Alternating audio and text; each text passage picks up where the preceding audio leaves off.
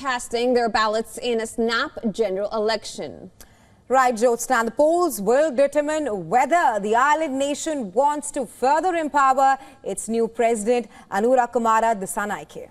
Now, Dissanayake seeks to secure a majority in parliament to push his policies as Sri Lanka struggles to recover from a crushing financial crisis. Now, voting began at 7 a.m. local time and will end at 4 p.m. with counting scheduled to start shortly after. There are 225 parliamentary seats on the ballot. 17 million voters of the island nation will be exercising their right today, with over 8,800 contestants competing in this election. The parliamentary election process has certain special provisions to it. Of the total 225 seats in parliament, Sri Lankans vote directly for 196 seats. For the remaining 29, political parties elect lawmakers on the basis of national vote percentage of every party. Just days after he was elected as the president, Dissanayake had dissolved parliament on September 24th to clear the way for the general election. The parliament's 5-year term was due to end in August 2025, but the polls seemed necessary for Dissanayake's NPP, National People's Power Party, as the NPP currently has just 3 lawmakers in the outgoing parliament as per the 2020 mandate. The president hopes for a fresh mandate that he needs to push his policies. His main challengers is Sajid Premadasa's SJB, which currently holds 54 seats. This time, several big faces have stepped away from the spotlight. Ranil Wickremesinghe, who lost the presidential elections to Anura Kumara Dissanayake, will not be contesting an election for the first time since 1977. The Rajapaksa brothers, Mahinda and Gotabaya Rajapaksa, who were ousted from power after the 2022 economic crisis, are also not participating in the electoral contest.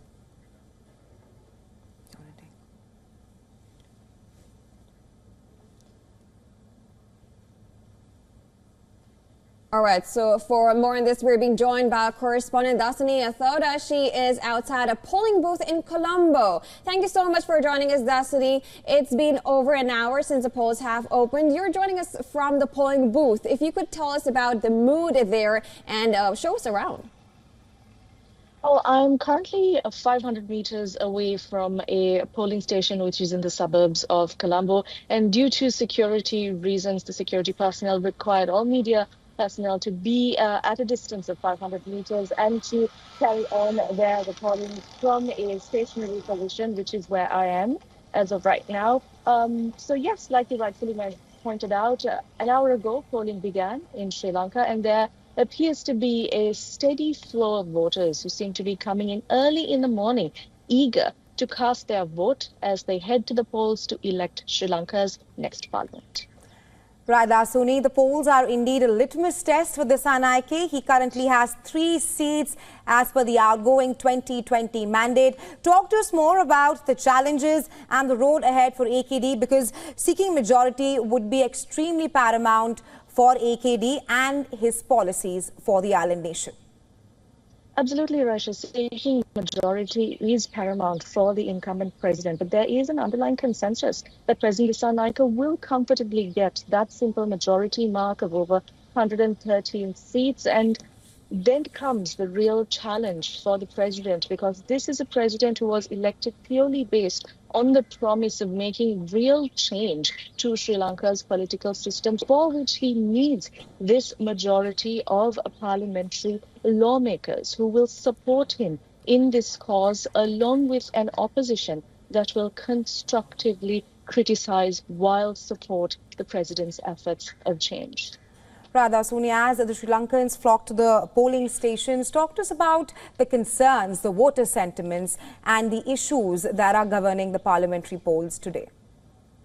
A majority of the people are of the view that it is high time for this political system to change here in Sri Lanka, which is why a majority of these voters who head to the polls are quite hopeful that this will be a parliament where for the first time in decades we will see a high number of fresh entrants, or rather first-timers, entering the parliament, again on that promise of fresh faces and new change to Sri Lanka's political system. I mean, I hope you can see right behind me, there is a steady flow of voters who are coming to these polling stations early on in the morning to cast their vote with that hope in mind.